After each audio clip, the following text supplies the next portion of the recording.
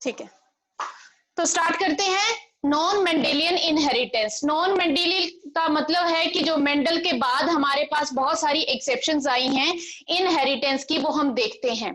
तो यहाँ पे सबसे पहले हम इस तरह का देखेंगे जहां पे जो पेरेंट्स हैं उनके दोनों का करेक्टर शो नहीं हुआ, एक थर्ड फिनोटाइप अपीयर हो गया, जिसमें जो एलील जो है एक कंप्लीटली डोमिनेट नहीं कर पाई दूसरे के ऊपर, जिसकी वजह से एक थर्ड फिनोटाइप।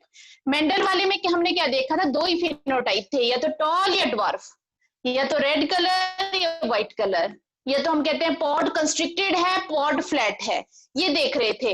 लेकिन यहाँ पे एक नया आया इनहेरिटेंस की एक्सेप्शन, जहां पे ऐसा नहीं हुआ, तो इसको हम कहते हैं इनकम्प्लीट डोमिनेंस। पेंसिल लेके सभी बैठे हैं, अभी मैं आपसे क्रॉस करवाऊंगी जल्दी से और आप मुझे रेशो बताओगे। Incomplete dominance, it is a type of inheritance in which an allele do not completely dominates the other allele. As a result, third phenotype appear. बस आप इतना याद रखना है, यहाँ पे सबसे इंपॉर्टेंट है दो चीजें, कि कंप्लीटली डोमिनेट नहीं कर पाई, पहली बात याद रखनी है। दूसरा, ये लाइन जरूर आती है कि ऐसा कौन सा इनहेरिटेंस है जिसमें तीसरा फिनोटाइप अपीयर हो जाता है, वो होता है इनकम्प्लीट डोमिनेंस में। एग्जांपल देती हूँ, एक प्लांट में ऐसा देखने को मिला, उस प्लांट का नाम क्या है ये पूछा जाता है काफी बार। उस प्लांट का नाम है, दैट इज स्नैपड्रैगन प्लांट। इसका दूसरा नाम है डॉग फ्लावर, और इसका तीसरा साइंटिफिक नेम है एंटीरिनम। तीनों नाम याद रख लेने, किसी भी नाम से पूछ लिया जाता है, स्नैपड्रैगन या डॉग फ्लावर या एंटीरिनम, ये एक ही प्लांट के तीन नाम है। तो आपने इसके ऊपर हमने ये स्टडी किया था, जो ये इनकम्प्लीट डोमिनेंस है। तो इसमें हमें क्या देखने को मिला, ये मैं अभी आपको एक क्रॉस के थ्रू बताती हूँ। उसके बाद F2 जनरेशन आप लोग निकालेंगे और मुझे रेशो बताएंगे। इसमें क्या देखा,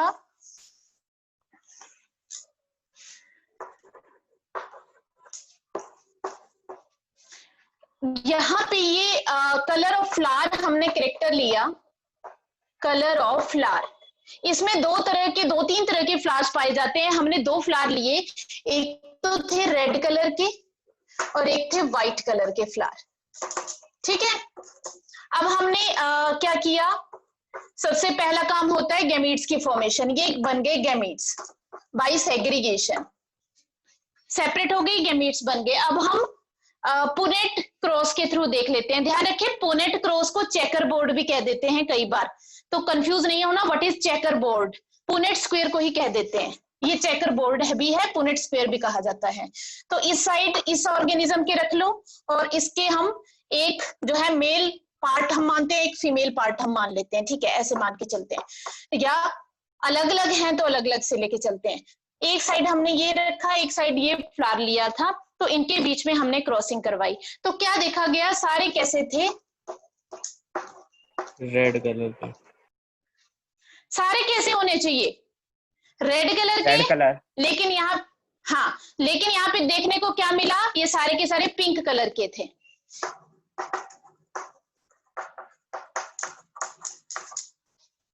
सारे के सारे पिंक कलर के थे। इसके पीछे रीजन आपको बताया गया कि क्या रीजन है इसका, क्योंकि यहाँ पे जो ये वाली एलील है, आर वाली, जिसको हम डोमिनेट लिख रहे हैं, कैपिटल में लिख रहे हैं, ये एलील रेड कलर के लिए पिगमेंट बनाती है। ये हमें आपको बता दिया था। ये एलील क्या करेगी, एंजाइम बनाएगी। वो एंजाइम क्या बनाएगा, एक प्रोसेस में पिगमेंट बनाएगा। पिगमेंट आ गया तो वो कलर है, नहीं आया तो वो व्हाइट है। इसके पास तो पिगमेंट है ही नहीं, तभी तो ये व्हाइट है, इसके पास रेड पिगमेंट है ही नहीं। इसके पास रेड पिगमेंट है, लेकिन यहाँ पे इसकी जो एक एलील है ये दूसरी एलील को कंप्लीटली डोमिनेट नहीं कर पाती है। क्यों नहीं कर पाती, अब इसका रीजन बता रही हूँ। क्योंकि काफी सारे ऐसे भी एक्सेप्शंस हैं जहां पे जो एक हाफ अमाउंट ऑफ एंजाइम ही बना पाती है। Half enzyme mean half amount of product, थोड़ा सा पिगमेंट बना। इसमें क्या होता है, 50% रोल इसका होता है, 50% रोल इसका होता है। पहले मैंने क्या बताया था, मेंडल ने कहा था कि एक ही काफी है डोमिनेट करने के लिए, लेकिन यहाँ हम एक्सेप्शन देख रहे हैं। यहाँ पे इसकी जो एलील है ये अपना सिर्फ थोड़ा पार्ट ही दे पाती है 50%, और 50% पार्ट। आपका माइक्रोफोन म्यूट हो गया। 50% पार्ट में जो कलर होता है वो डार्क रेड नहीं आ पाता, तो लाइट सा आता है। यहाँ तो बना ही नहीं पिगमेंट, तो कलर कैसा अपीयर हुआ, पिंक। तो इसके पीछे रीजन दिया जाता है कि this cannot dominates the other allele completely, so it produce a very less amount of pigment which appears pink, जो कि पिंक अपीयर हो जाता है। तो ये एक्सेप्शन है डोमिनेंस की। कंप्लीटली जरूरी नहीं है सारे डोमिनेट कर जाएं, एक ही एलील पूरा प्रोडक्ट बना दे, ऐसा कोई जरूरी नहीं है। तो यहाँ पे पिंक देखने को मिले। अब आप सारे बच्चे फटाफट से मुझे F2 जनरेशन बना के दिखाएं और मुझे रेशियो बताएं जीनोटिपिक एंड फिनोटिपिक। जल्दी से देखती हूँ कौन सबसे पहले बना लेता है, जल्दी करें।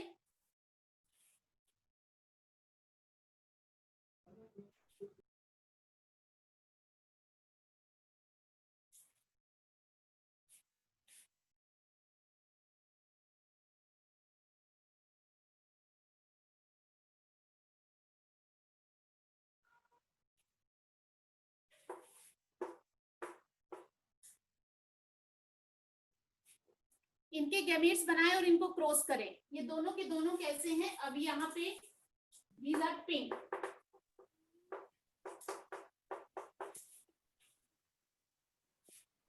किसी ने बना लिया cross? Yes yes ma'am. Same है। बनाया सभी ने? Yes ma'am. अच्छा, सबसे पहले मुझे बताएं फिनोटिपिक रेशो क्या आई? 1:2:1। 1:2:1। Yes ma'am. कितनी तरह के फिनोटाइप बने? 3। 3 टाइप्स ऑफ फिनोटाइप। कौन कौन से? Red and pink. Red, pink and red white. Pink white.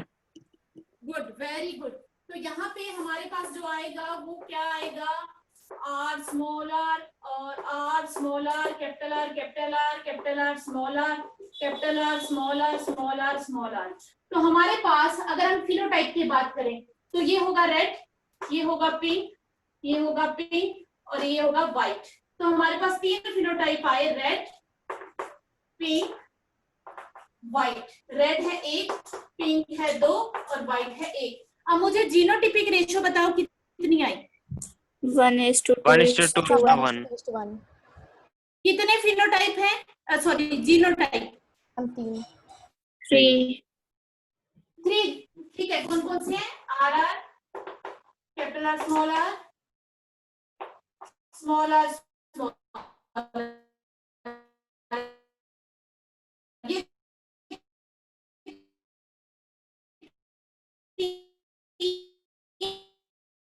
Genotype हैं और तीनों genotype phenomena in which genotypic ratio and phenotypic ratio are same of F2 generation. वो कौन सा फिनोमिना होगा जिसमें जीनोटिपिक भी और फिनोटिपिक रेशो F2 जनरेशन की जो है बिल्कुल सेम हो? तो आप बताएंगे वो फिनोमिना है इनकम्प्लीट डोमिनेंस। इस फिनोमिना में एक एलील दूसरी एलील को कंप्लीटली डोमिनेट नहीं कर पाती है और वो जो प्रोडक्ट बनाती है वो पूरे अमाउंट में नहीं बना पाती है, जिसकी वजह से एक तीसरा फिनोटाइप अपीयर होता है।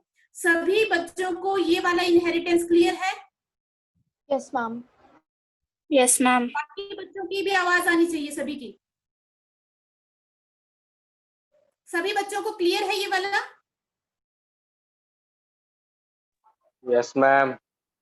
हाँ, बॉयज की आवाज कम आ रही है मुझे कि इनको क्लियर नहीं है शायद।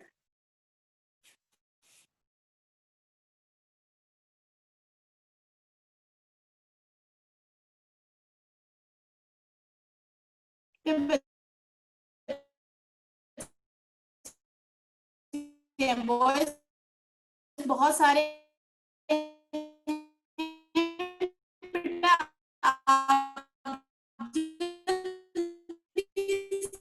रिप्लाई किया करें अगर आपको क्लियर हो। चलो ठीक है, अब कुछ है जो क्वेश्चन फॉर्मेट में पूछा नहीं है, ठीक है। दूसरी बात होती है, name the resemble both the parent.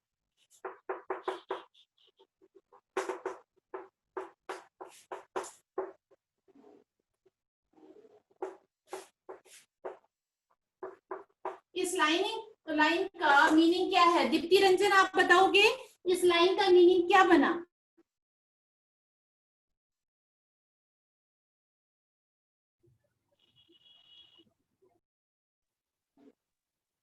Deepti Ranjan बेटा आवाज आ रही है आपको? मैम बहुत कट कट के आ रही है। अच्छा, नेटवर्क इशू है आपके पास। आर्यन आप बताओगे? कोई और बच्चा बता दे, गर्ल्स में से कोई और बता दे जिसको इस लाइन का मीनिंग समझ में आया जो मैंने लिखी है अभी। Ma'am, not completely red, not completely white. क्या है? Ma'am, not completely red and not completely white.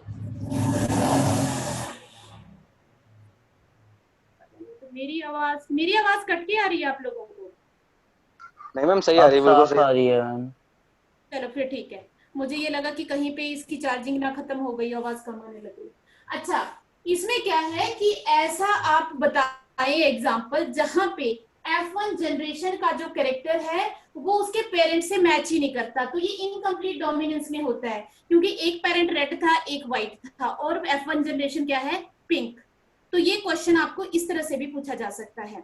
अब एक तो था इनकम्प्लीट डोमिनेंस, अब एक बहुत इंटरेस्टिंग जो मैं पहले भी समझा चुकी हूँ वो समझाती हूँ अब आपको, को डोमिनेंस। मैं पहले भी करवा चुकी हूँ तो थोड़ा जल्दी में करवाऊंगी इसको।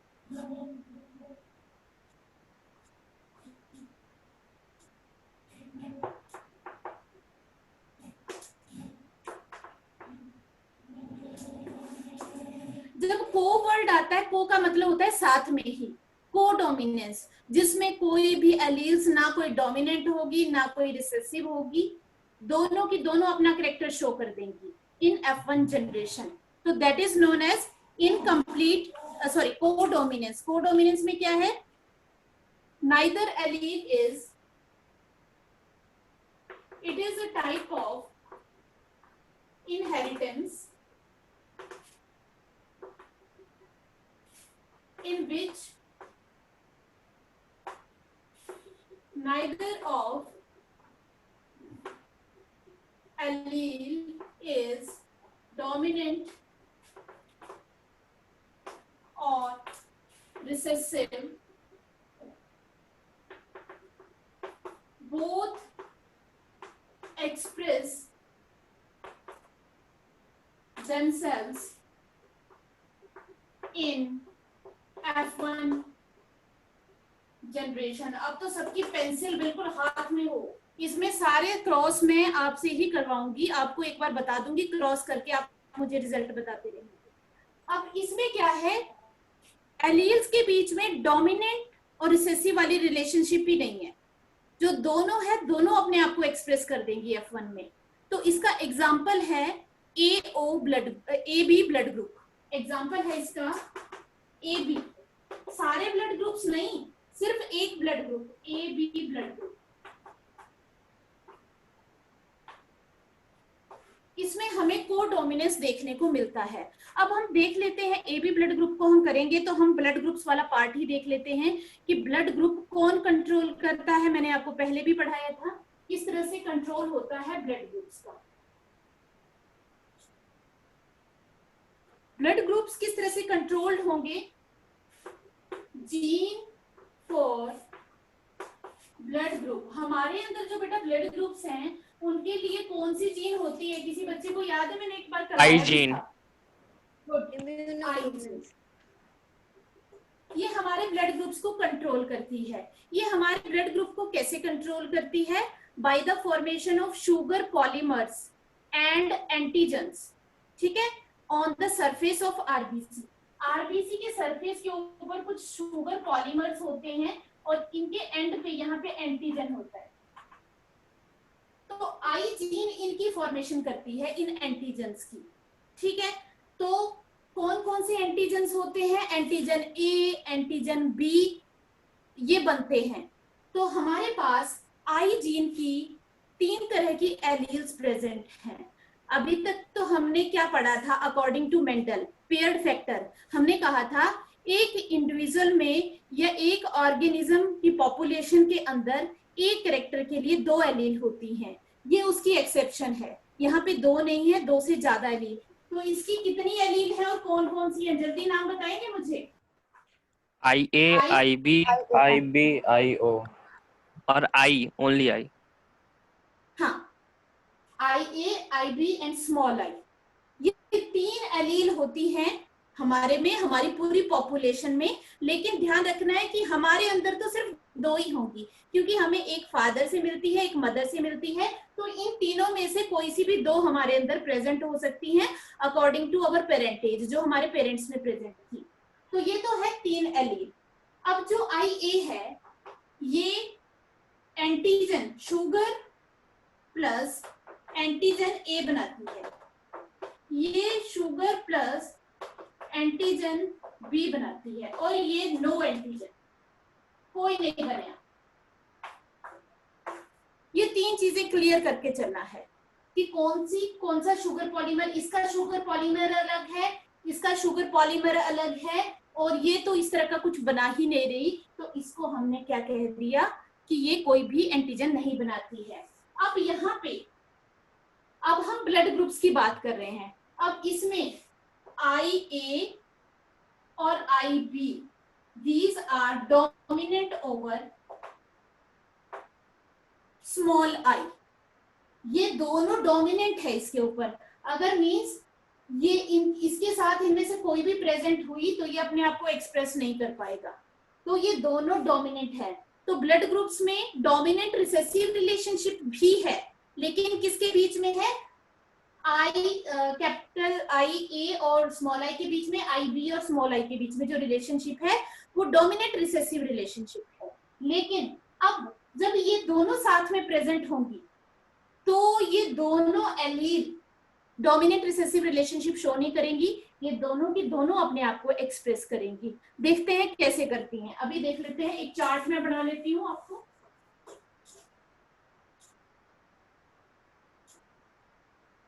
हम देखते हैं ब्लड ग्रुप्स। आपके अंदर कौन कौन से ब्लड ग्रुप्स हैं? That is A, B, AB and O। हमारी पॉपुलेशन में 4 ब्लड ग्रुप होते हैं। अगर एक पर्सन का ब्लड ग्रुप A है तो उसके अंदर कौन कौन सी एलील प्रेजेंट हो सकती हैं? क्या क्या कॉम्बिनेशन होगी, कोई बताएगा? मैम IA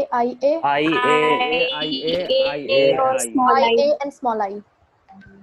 देखो इसमें भी ये अकेली अपने आप को डोमिनेंट है, क्योंकि इसके और इसके बीच में तो डोमिनेंट रिसेसिव रिलेशनशिप है। ये दोनों ही डोमिनेट है तो दोनों करेंगे, ठीक है। आई इसके लिए IB और IB स्मॉल आई। ठीक है। ये इसके लिए IA IB और इसके लिए, स्मॉल आई। क्योंकि ये रिसेसिव है, रिसेसिव वाला अपने साथ वाले के साथ ही शो कर सकता है। अब ये ध्यान रखेंगे, अगर हम अपनी बात करें कि मेरा ब्लड ग्रुप A है तो मेरे अंदर या तो ये कॉम्बिनेशन होगी या ये होगी, एक मदर में से और एक फादर में से मिला होगा हमें, ठीक है। ये क्लियर रखना है। अगर B ब्लड ग्रुप है तो उसमें ये दोनों हो सकती हैं, और अगर AB है तो यहाँ पे तो रिलेशनशिप कौन सी अप्लाई हो रही है? According to heredity dominant recessive relationship, वो यहाँ पे अप्लाई हो रही है। यहाँ पे देखो, ये एलील दोनों ने अपने आप को एक्सप्रेस कर दिया, तो ये हो गया को डोमिनेंस, दोनों ने अपने आप को एक्सप्रेस कर दिया, और ये तो है ही रिसेसिव वाली रिलेशनशिप। तो इस तरह से शो होता है। अब एक बात आपने ध्यान रखनी है कि ऐसा क्यों हुआ, को डोमिनेंस क्यों हुआ। हमें हर एक फैक्टर के पीछे रीजन आना चाहिए। जैसे हमने डोमिनेंस का रीजन देखा कि नॉर्मल जीन बन रही थी, नॉर्मल प्रोडक्ट बन रहा था। हमने इनकम्प्लीट का भी देख लिया कि एक एलील सिर्फ हाफ अमाउंट ऑफ प्रोडक्ट ही बना रही थी, जिसकी वजह से वो एक्सप्रेस पूरा नहीं कर पाई। अब इसके पीछे भी आपको रीजन पता होना चाहिए कि ऐसा क्यों हुआ। ऐसा इसलिए हुआ, हमने अभी तक ये देखा है कि जब कोई भी एलील एक नॉर्मल प्रोडक्ट बनाती है तो उसका कैरेक्टर एक्सप्रेस होता है। तो यहाँ पे IA अपना शुगर पॉलीमर बना रही है और IB भी अपना शुगर, दोनों के अलग है। इसका शुगर पॉलीमर अलग है, इसका शुगर पॉलीमर अलग है, दोनों ही बन रहे हैं तो दोनों ही एक्सप्रेस हो जाएंगे, जिसकी वजह से जो ऑर्गेनिज्म होगा उसका ब्लड ग्रुप होगा AB। क्लियर है सभी को ये? Yes, ma'am. सभी बच्चों को क्लियर है ये? Yes, ma'am. ठीक है। आगे अब मैं आपको एक और चीज बताती हूँ। हमें ब्लड ग्रुप में बहुत सारी चीजें देखने को मिली। अब मैं तीनों बताती हूँ ब्लड ग्रुप में हमने क्या क्या देखा। देखो, अब हम ब्लड ग्रुप्स की बात कर रहे थे। अब ब्लड ग्रुप्स में क्या है, हमें 3 फिनोमिना देखने को मिले। कौन कौन से फिनोमिना देखे हमने? पहला देखा डोमिनेंट रिसेसिव रिलेशनशिप, पहला तो ये देखा हमने। दूसरा हमने देखा कोडोमिनेंस, तीसरा हमने देखा मल्टीपल एलिलिज्म। मल्टीपल एलिलिज्म का मतलब है किसी भी कैरेक्टर के लिए 2 से ज्यादा एलील प्रेजेंट होना, that is known as multiple allelism. अब इसका रीजन बताती हूँ ऐसा क्यों होता है। जब भी किसी एलील में म्यूटेशन होती रहती है, अब हमारी इस जीन में म्यूटेशन थोड़ी फास्ट से होती है, जिसकी वजह से हमारे ये 3 ब्लड ग्रुप बन चुके हैं। हो सकता है आने वाले हजारों सालों में और म्यूटेशन आगे एक 4th ब्लड ग्रुप भी अपीयर हो सकता है, क्योंकि इस जीन में जितनी म्यूटेशन होंगी उतने ही इस जीन के टाइप्स बनते रहेंगे, that is known as multiple allelism. अब आप मुझे एक क्रॉस करके बताएंगे जल्दी से। एक पेरेंट है, फादर का ब्लड ग्रुप A है और मदर का ब्लड ग्रुप B है, उसके बच्चों में कौन कौन से ब्लड ग्रुप होने की पॉसिबिलिटी है? जल्दी से क्रॉस करें।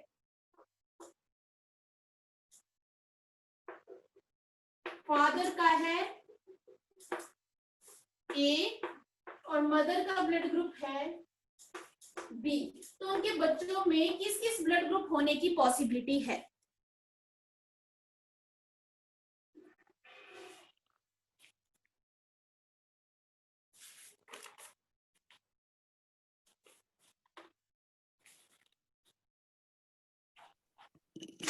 मैम AB AB और O। O भी है? Yes, O ma'am. कैसे आ गई? Yes, A और sir. B, O तो यहाँ कहीं नहीं था।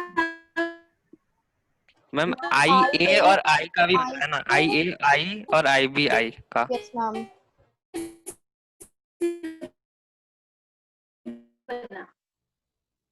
है, हम एक ये भी देख सकते हैं कि फादर में ये कॉम्बिनेशन हो सकती है, मदर में ये कॉम्बिनेशन हो सकती है। तो क्या ब्लड ग्रुप बनेंगे इसमें? AB AB। लेकिन अगर यहाँ पे ऐसा भी तो हो सकता है पेरेंट्स में, तब भी उसका ब्लड ग्रुप A।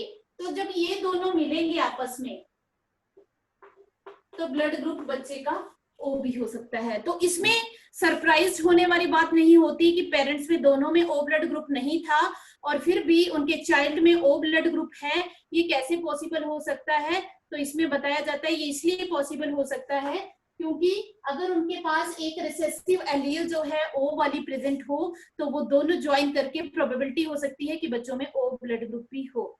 तो ये क्रॉस आपको सभी को करने आने चाहिए, कुछ मैं आपको भेजूंगी भी इस तरह के क्रॉस जो आप सॉल्व कर सकते हैं। अब आ जाते हैं बेटा हम नेक्स्ट पे। छोटी छोटी टर्म्स हैं, उसके बाद एक बहुत इंटरेस्टिंग टॉपिक है लास्ट मेरा, सेक्स डिटर्मिनेशन। मेरे ख्याल से मिनट्स भी थोड़े कम ही बचे होंगे, 10 मिनट्स बचे हैं। 10 मिनट्स के बाद भी एक क्लास होगी जिसको मैं शॉर्ट में लूंगी, बिल्कुल छोटा सा। Excuse me ma'am. हाँ बेटा बोलो। मैम O नेगेटिव रेयर क्यों होता है मैम? बेटा O नेगेटिव, एक देखो यहाँ पे एक तीसरा फैक्टर भी आ गया ना यहाँ पे। अभी तो मैं एंटीजन A और B की बात कर रही थी, अभी तक एक और आ गया नेगेटिव वाला जिसमें मैंने आपको बताया मैक्सिमम पॉपुलेशन में डोमिनेंट वाली ज्यादा वाली चीज होती है, जैसे सारे पॉजिटिव हैं तो मैक्सिमम पॉपुलेशन में वो है, लेकिन कई में RH फैक्टर होता ही नहीं है। ये बहुत कम ही लोग होते हैं जिनमें RH फैक्टर ना हो। तो ये भी RH फैक्टर ना होने की भी एक म्यूटेशन की बात है, तो सब में नहीं होती वो।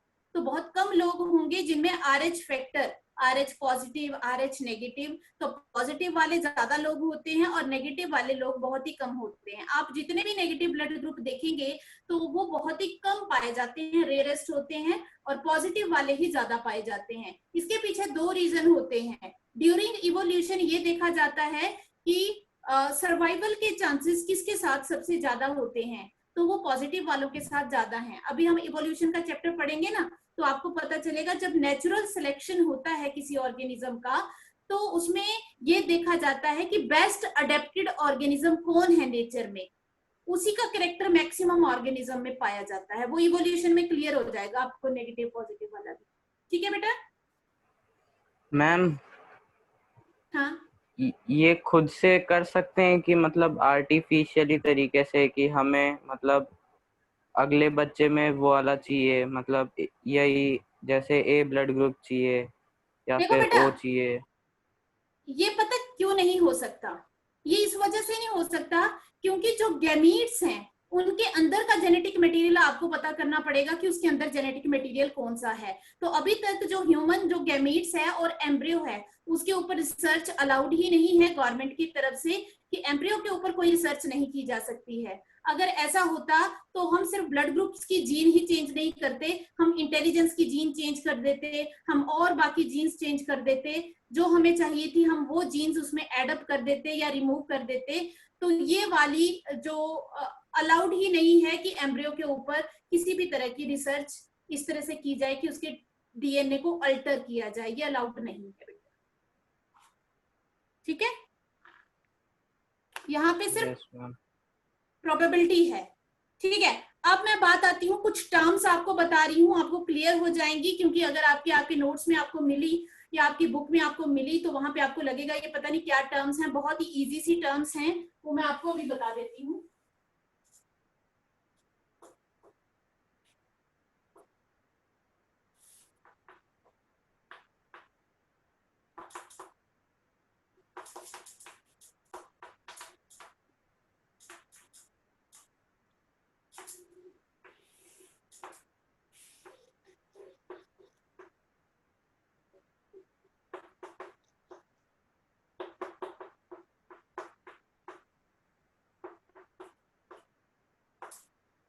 चलो ऐसा करती हूँ बेटा, आपको लिंक नया भेज रही हूँ मैं, उसके ऊपर ज्वाइन करें, फिर उसको स्टार्ट करते हैं।